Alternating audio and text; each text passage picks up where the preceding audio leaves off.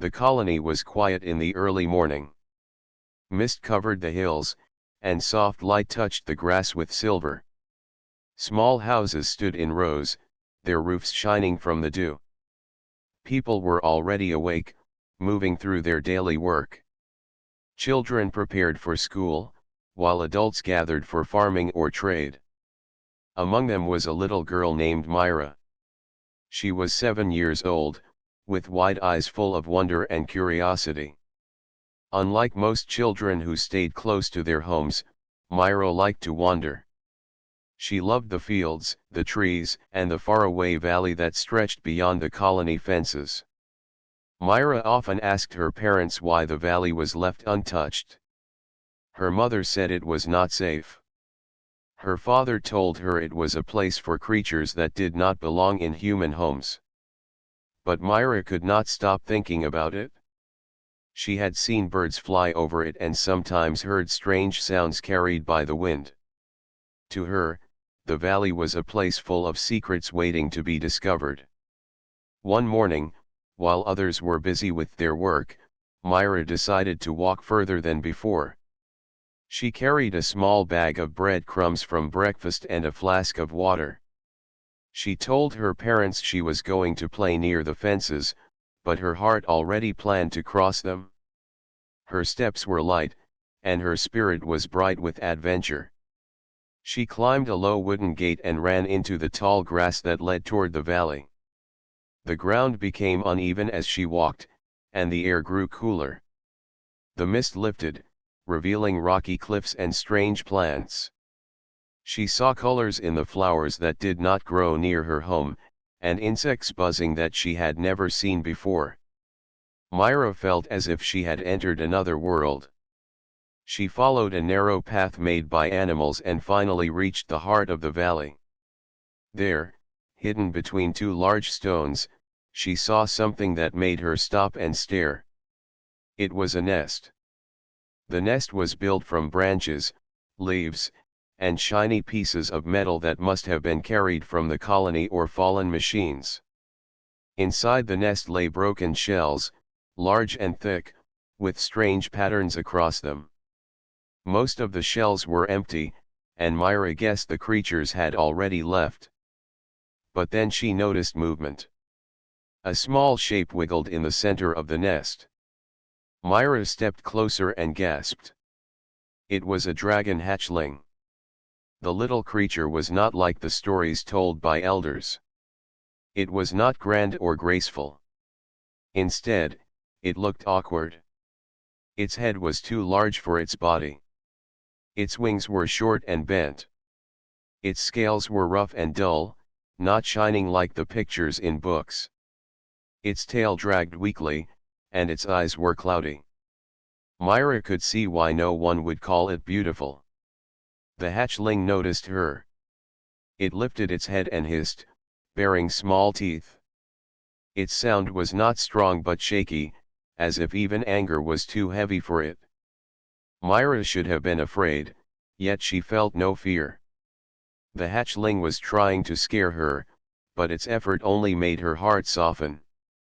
She tilted her head, watched it carefully, and whispered, "You are cute."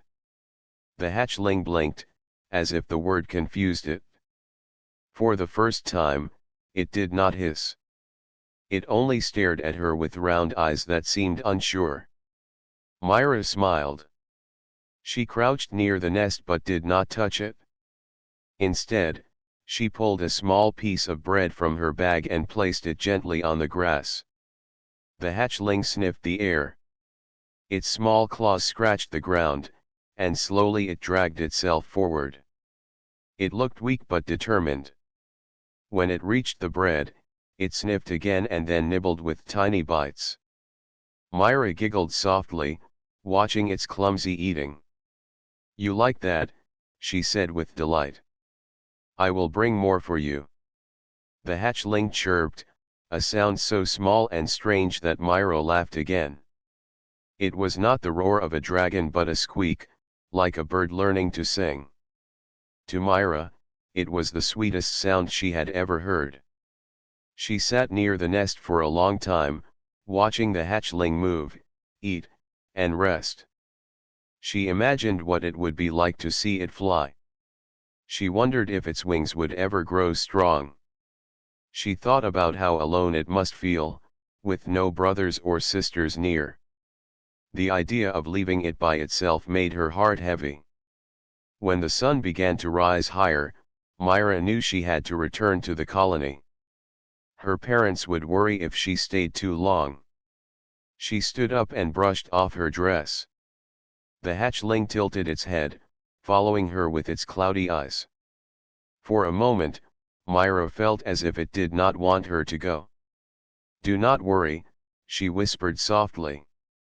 "I will come back. You are not alone now." With those words, she turned and walked back through the tall grass, carrying the memory of her discovery with her. The rest of the day passed like any other in the colony, but Myra's mind was filled with thoughts of the hatchling. She ate her meals quickly, saving crumbs in her bag. She filled her flask with water and planned how she could return without anyone noticing. She even dreamed about the little dragon at night. In her dream, it was flying high with her on its back, and together they touched the stars. The next morning, Myra returned to the valley. The hatchling was still there, waiting in the nest. It hissed again, but weaker than before, almost like a habit rather than a threat. Myra laughed and said, "You are still cute."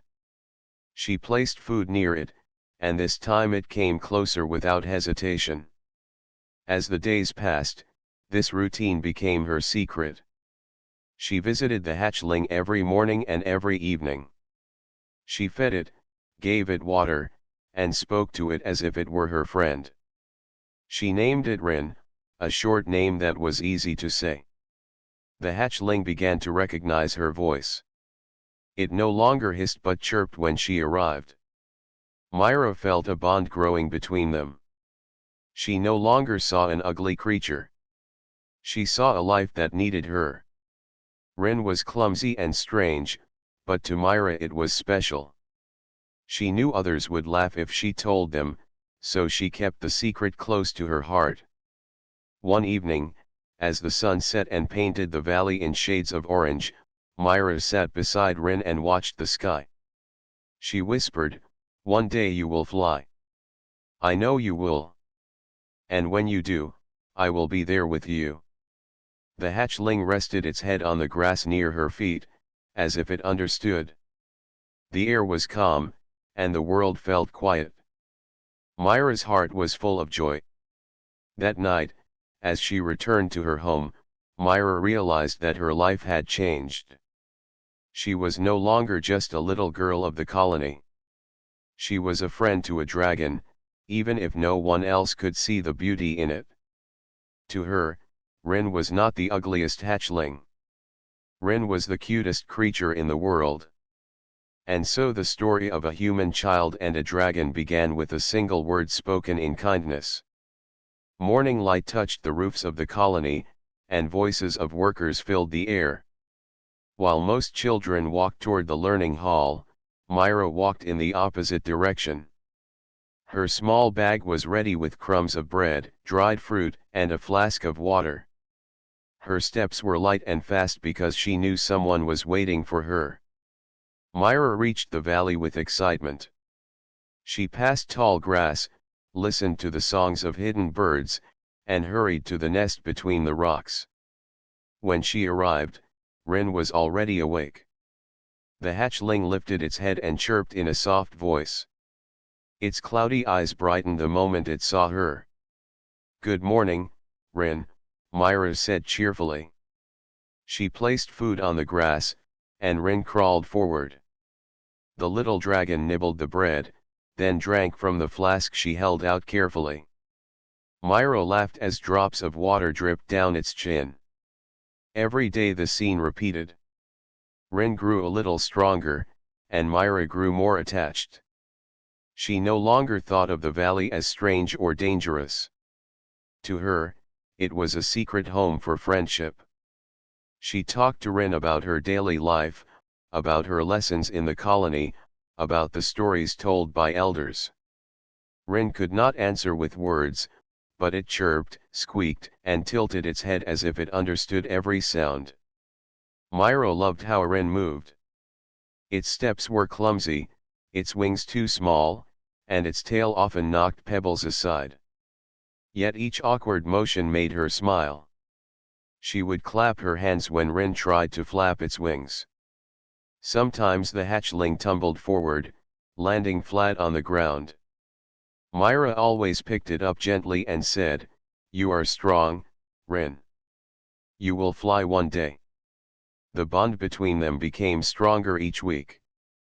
Rin began to follow Myra whenever she walked around the valley. At first, it moved slowly, dragging its tail.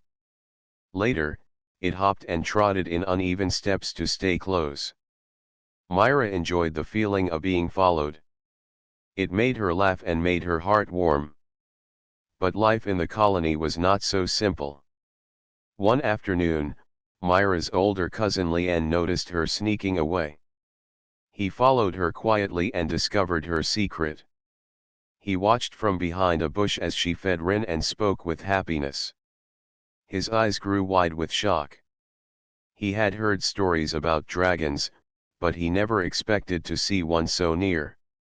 When Myra returned home that evening, Lian confronted her. "You go to the valley every day," he said. "What are you hiding there?" Myra froze. She wanted to keep Rin a secret forever, but she knew Lian had seen enough. "I found a friend," she whispered. "A friend?" Lian repeated, confused. "What kind of friend lives in a nest of broken shells?" Myra hesitated, then finally said, "A dragon hatchling. His name is Rin." Lian gasped. "You cannot keep that. Dragons are dangerous. The elders always said so." Myra shook her head quickly. "Rin is not dangerous. He is small and weak. Everyone says he would be ugly, but I think he is cute. He trusts me." Lian did not know what to say. Part of him wanted to tell the elders. Part of him was curious about this creature. In the end, he kept silent, but he warned Myra. "If others find out, they will take it away. You should be careful." Myra promised to be careful, but inside she felt even more protective. She did not want anyone to take Rin. She returned the next day and hugged the hatchling. "Do not worry," she whispered. "I will not let them hurt you." Days turned into weeks. Rin grew larger, though still smaller than normal dragons. Its wings stretched further, and its scales became firmer. Myra noticed new colors on its body, shades of silver and blue hidden in the dull gray. When the sunlight touched them, they sparkled faintly. To her, Rin was already beautiful. One afternoon, Myra tried something new. She picked up a long stick and waved it in front of Rin, running across the grass. Rin's eyes followed, and soon it hopped after her. Myra laughed loudly as she ran faster, with the little dragon chasing behind. They played until both were tired. Myra lay down on the grass, and Rin curled beside her. She stroked its rough scales and whispered, "You are my best friend." But life in the colony continued to test her secret. Myra's parents noticed she often returned home late and dirty from grass stains. They asked her where she had been, but she always gave short answers. Sometimes she said she was playing in the fields, sometimes that she was gathering flowers.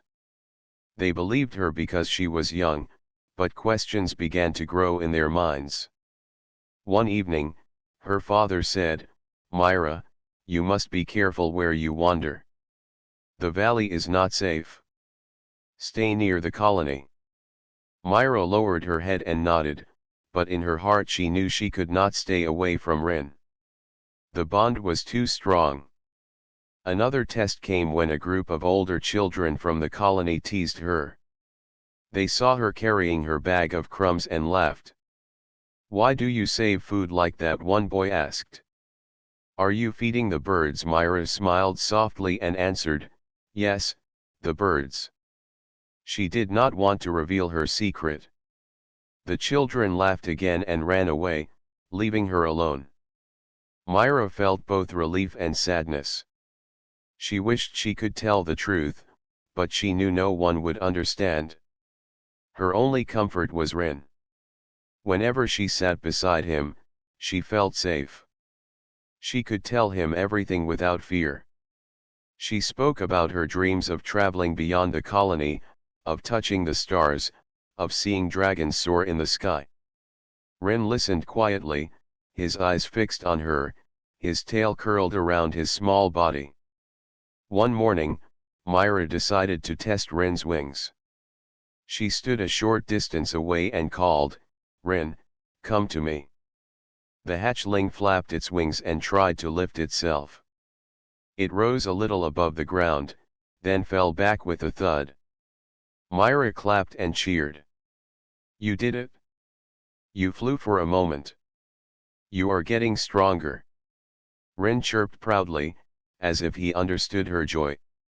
He tried again and again, rising a little higher each time. Though each attempt ended with a fall, Myra celebrated every effort. She believed with all her heart that Rin would fly one day. Even as Rin grew, Myra never forgot the first time she called him cute. That word had changed everything. It had turned fear into trust, loneliness into friendship. She often repeated it when she stroked his scales. "You are cute, Rin," she said with a smile. "You are perfect." The valley became their shared world.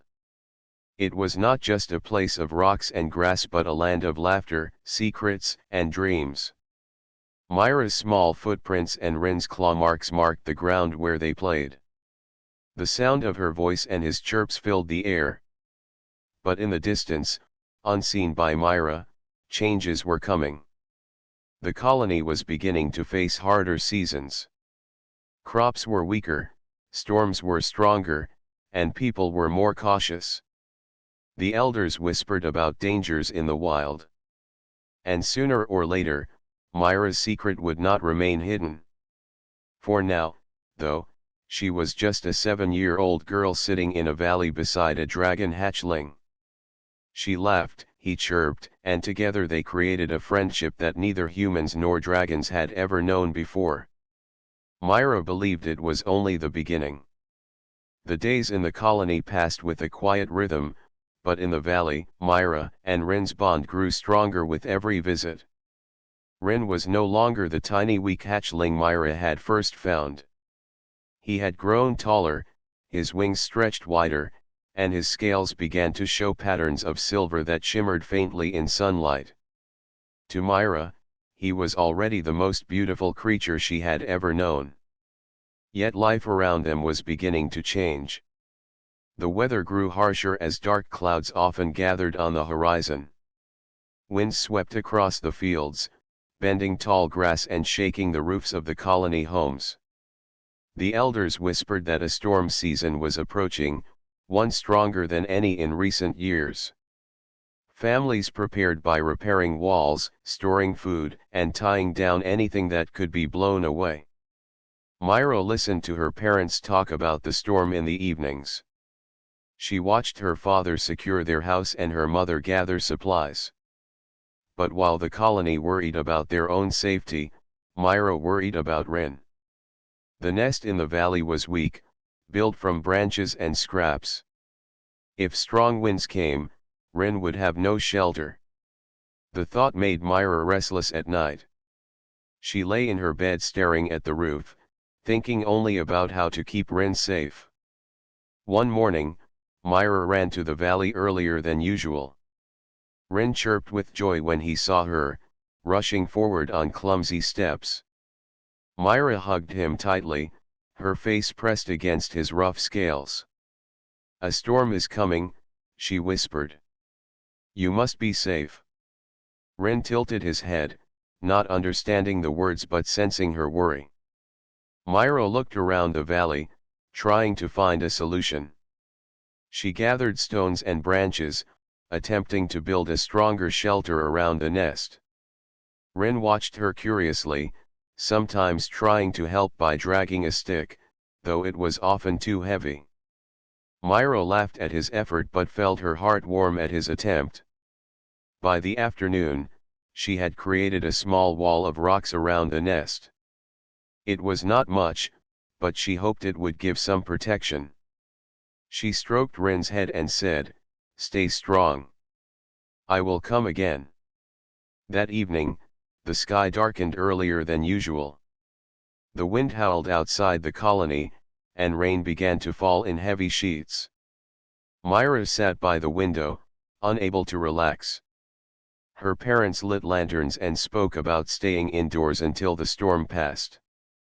But Myra's heart raced with fear.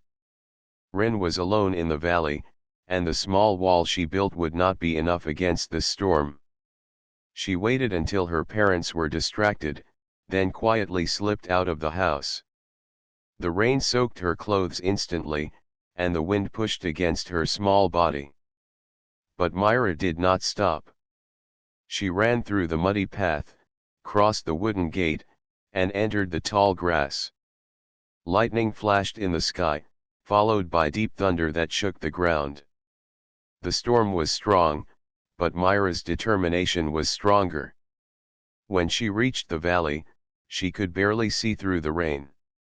She called out, "Rin! Rin!" Her voice was nearly drowned by the roar of the storm. She stumbled through the wet grass until she heard a faint chirp. She followed the sound and found Rin huddled against the rock wall she had built. The wall had already begun to crumble under the force of the storm.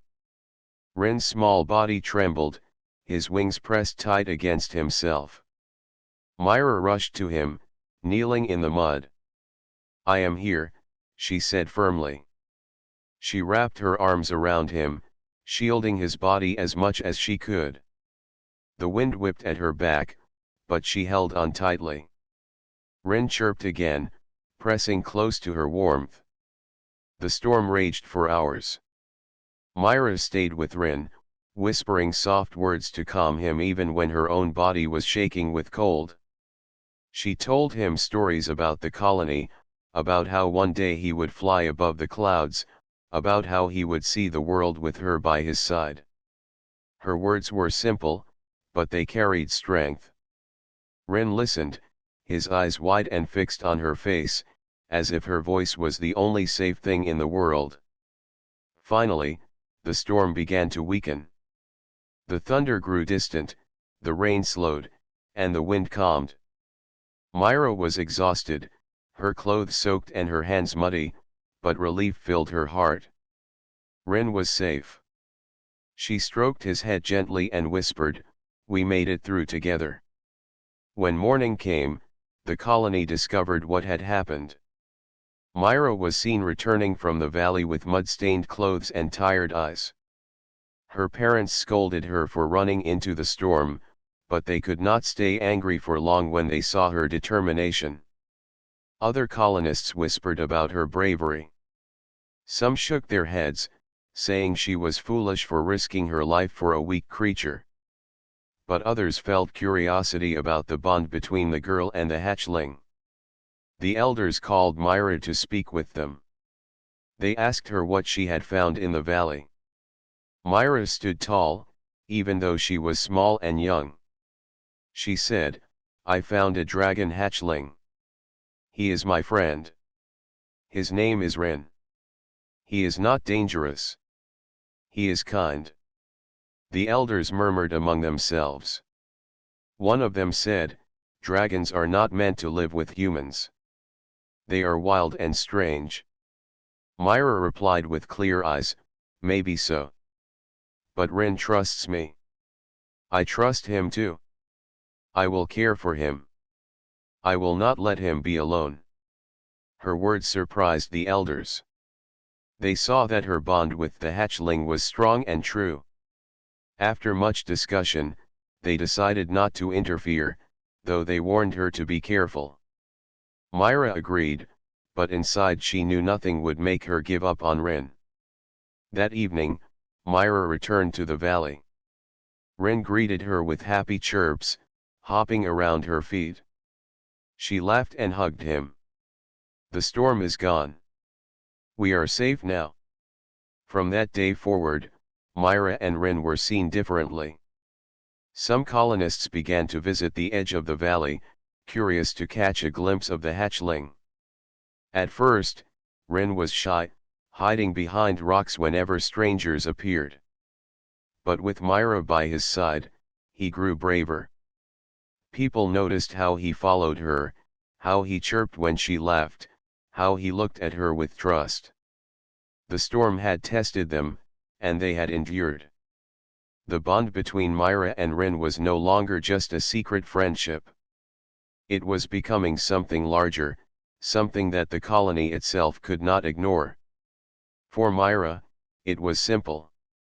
She had found a lonely creature, called it cute, and given it love. That love had carried them through danger. She knew more challenges would come, but she also knew one truth that would never change. Rin was not ugly. Rin was not weak. Rin was her friend, and together they were stronger than any storm. The storm had left marks across the land. Broken branches lay scattered on the ground, fields near the colony were damaged, and some roofs needed repair. But in the valley, something else remained. A bond had grown stronger between a little girl and a hatchling. Myra's choice to protect Rin during the storm had shown her courage. Even the elders who once doubted her now spoke of her with a mix of caution and respect. Myra felt proud, not for herself but for Rin. He was no longer seen as just a weak creature. People had started to notice his loyalty to her. Yet Rin was still shy around others. When colonists came close to the valley, he often hid behind rocks or crouched low in the grass. Myra stayed by his side, speaking softly to calm him. She told him, "Do not be afraid. They will see your heart one day." Weeks turned into months. Rin's body grew stronger. His legs became firmer, his claws sharper, and his wings stretched wider with every attempt to flap. He was still smaller than a normal dragon, but he no longer looked fragile. Myra often cheered when he tried to lift himself from the ground. At first, he rose only a little before stumbling down. Then, slowly, his wings carried him higher. The first time he stayed in the air for a full breath, Myra clapped her hands and shouted with joy. "You are flying, Rin," she cried.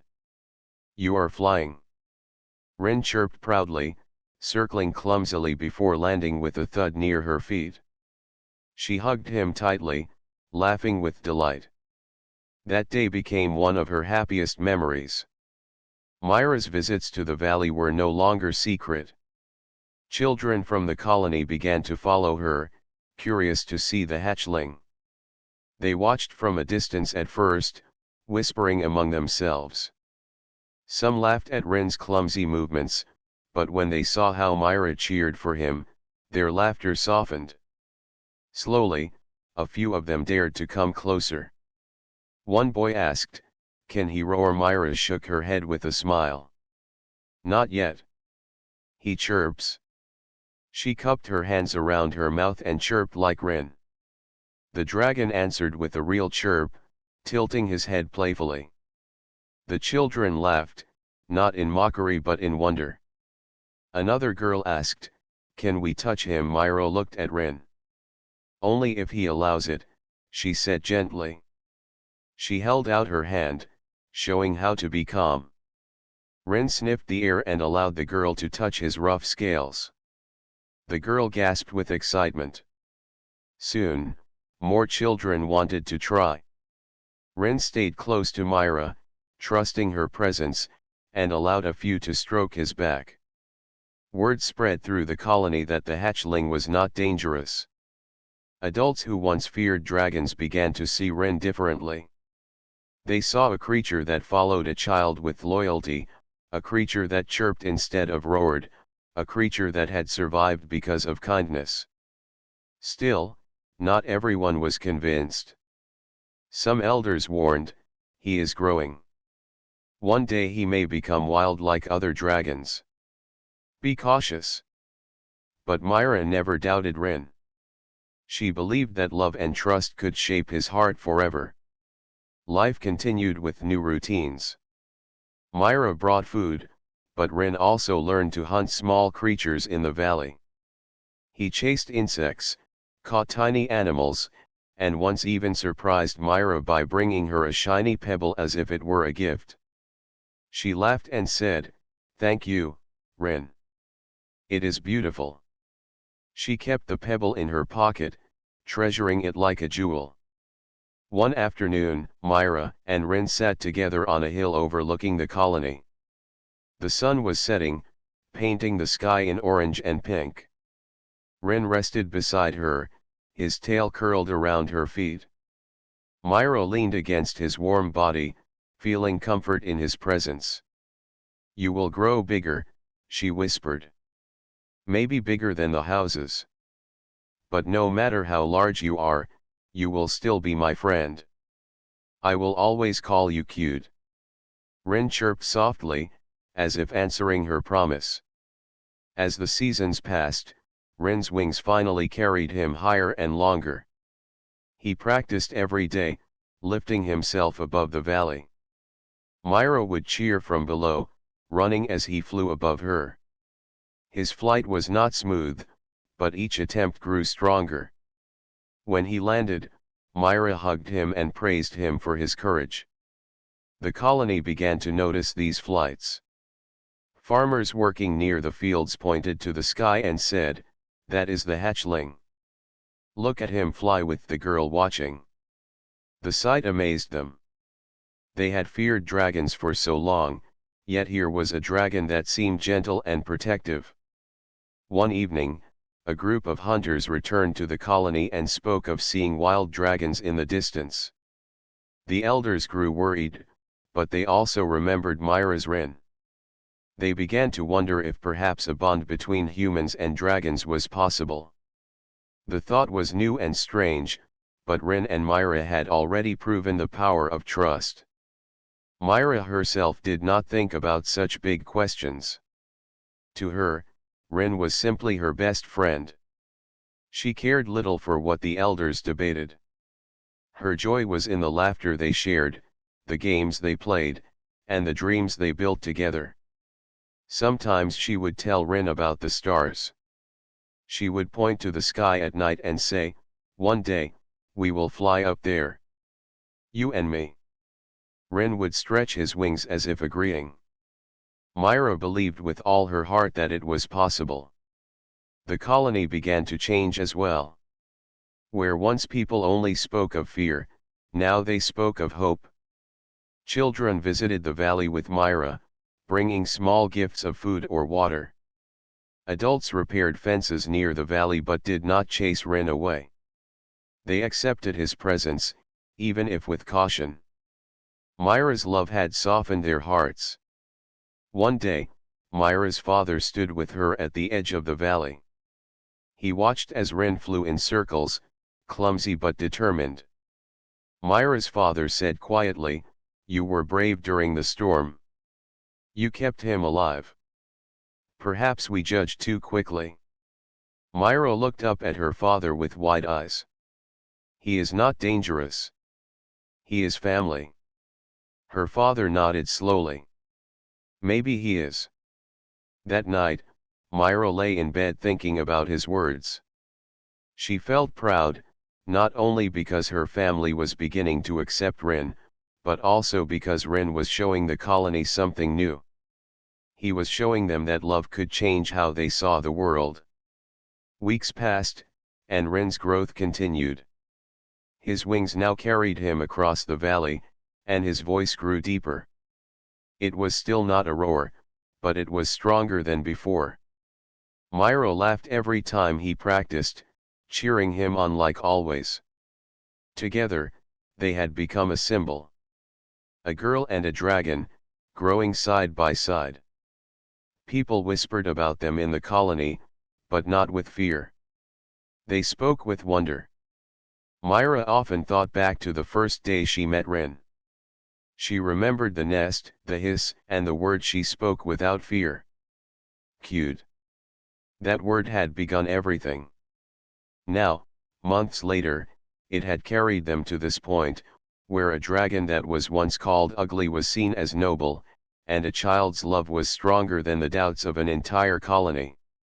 Myra knew the future still held challenges. Storms would come again. Wild dragons might appear. The elders might still worry. But none of that frightened her. She had Rin, and Rin had her. That was enough. As the sun set once more and the sky glowed with stars, Myra sat beside Rin, her small hand resting on his growing wing. She whispered with certainty, "We will face everything together." And Rin, the hatchling once left behind, chirped in agreement, his eyes glowing with trust that would never fade. The colony had changed slowly over the years. Children who once whispered in fear about dragons now laughed when they saw Rin flying above the valley. Adults who once frowned at the idea of creatures from the wild now admired Rin's strength and loyalty. Myra had grown too. She was no longer the little 7-year-old girl who had first discovered a tiny hatchling. She had become confident, brave, and wise beyond her years. Rin had grown as well. His wings were long and strong, able to carry him high above the valley. His scales had developed colors of silver and blue that shimmered in the sunlight. Though smaller than the dragons living in distant mountains, Rin was now large enough to cast a shadow over the valley floor. He followed Myra everywhere, his chirps sounding louder and prouder. Together, they had become a symbol of trust, courage, and friendship. One morning, Myra walked to the edge of the valley with Rin at her side. The sun painted the sky in shades of gold. Farmers worked in the fields below, smiling and waving at her. Children ran toward the valley, eager to see Rin. Myra greeted them warmly, introducing Rin to new visitors who had not yet met him. Rin flapped his wings, circling in the air, and landed beside Myra with a soft thud. The children laughed and clapped. A group of elders approached Myra that morning. They had watched Rin grow over the years and had debated how the colony should respond. One of them spoke, "Myra, you have done what none of us expected. You have shown that a human and a dragon can trust each other. The bond you share is remarkable." Myra smiled. "Rin is my friend. I only followed my heart. He trusted me, and I trusted him. Nothing more was needed." The elders nodded, some with pride, others with surprise. They realized that Myra and Rin had changed more than the valley. They had changed the way people saw dragons, showing that even creatures once thought dangerous could be gentle and loyal. As seasons passed, Rin learned more about the world beyond the valley. Myra would fly on his back as he rose above the trees, feeling the wind against her face. She taught him to glide, to swoop down carefully, and to land without tumbling. Rin loved the freedom of the sky, and Myra loved the joy in his eyes. Every flight strengthened their bond. The colony began to respect Rin's independence. They watched him in the sky, seeing his strength and skill, but they never tried to trap him or harm him. Rin, in turn, seemed to understand that the colony was a safe place for Myra. He remained close to her, protecting her silently whenever strangers approached. One evening, Myra and Rin sat on a hill, watching the stars appear. The night was quiet, and the valley glowed with the soft light of fireflies. Myra whispered to Rin, "We have come so far together. From the day I found you, you have grown. and I have grown too. We will face the future side by side. Rin chirped softly, nuzzling her hand. The sound carried warmth and trust. Myra believed that Rin understood her words, even without human speech. She had seen that true friendship and love could create understanding beyond words. As the years went by, other dragons began to appear near the valley. Wild dragons from distant lands were drawn by Rin's presence. At first, they stayed far away, watching cautiously. But Rin, now strong and confident, flew among them, showing that humans could be friends rather than foes. Myra followed, guiding Rin through every meeting, teaching him patience and calm. The wild dragons slowly accepted Rin, and through him, they accepted the humans of the colony. The colony itself began to change. Where once people built walls to keep dragons out, they now created open areas for interaction. Children played safely with Rin and other dragons, learning respect and trust. Farmers found that the dragons helped in ways they had not expected, guarding the valley from danger and warning of storms. Myra and Rin became well known not only in their colony but in neighboring settlements. Stories were told of the girl who had called an ugly hatchling cute and had grown with it into a symbol of hope. Travelers came to see them, and many left inspired by the bond between human and dragon. One morning, Myra stood at the edge of the valley, looking at Rin as he flew high above the treetops. The wind ruffled her hair, and sunlight glinted off Rin's scales. She called to him, and he swooped down gracefully, landing beside her. Myra smiled and stroked his strong neck. "You have grown so much," she said. "Not just in size, but in courage, in heart. You are more than a dragon. You are my friend, my companion, and my protector." Rin chirped proudly, stretching his wings. Myra laughed, feeling joy swell inside her. She knew that their friendship had changed both of them, making them stronger than either could have been alone. Years passed, and Myra became older. She no longer played as a small child in the valley, but she remained connected to Rin. She trained new children of the colony to respect dragons, teaching them patience, kindness, and love. Rin, once the awkward hatchling, now led flights with young dragons, teaching them to glide and soar. Together, they became a living example of harmony between humans and dragons. One day, a young boy approached Myra, holding a small egg. "I found this in the forest," he said nervously. "Do you think it is safe?" Myra smiled, her eyes bright. "Bring it to Rin. We will care for it, just as we care for each other. Every life deserves kindness." Rin chirped softly and nudged the egg gently, as if welcoming it.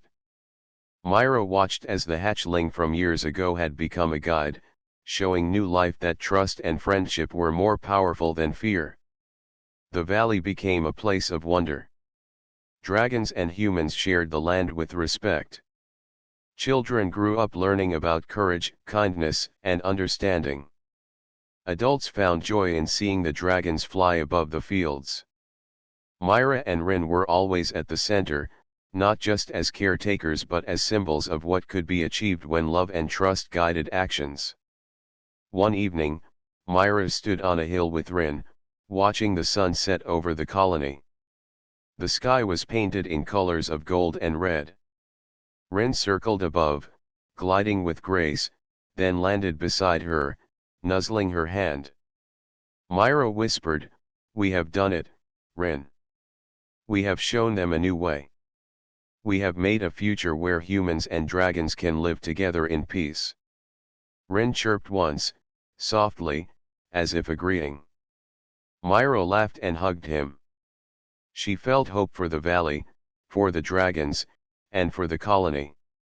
She remembered the day she first called Rin cute, the moment that had started everything.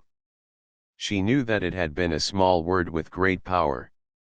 Now, years later, it had created a world where humans and dragons could trust each other. It had created a world where courage, kindness, and love were stronger than fear. Myra and Rin looked at each other, their bond unbroken. Together, they had faced storms, challenges, and doubts. Together, they had grown and helped others grow. And together, they would continue to soar, guiding the valley and the colony into a future shaped by friendship and trust. The little girl who had discovered an ugly hatchling had grown into a leader, and the hatchling had grown into a noble dragon.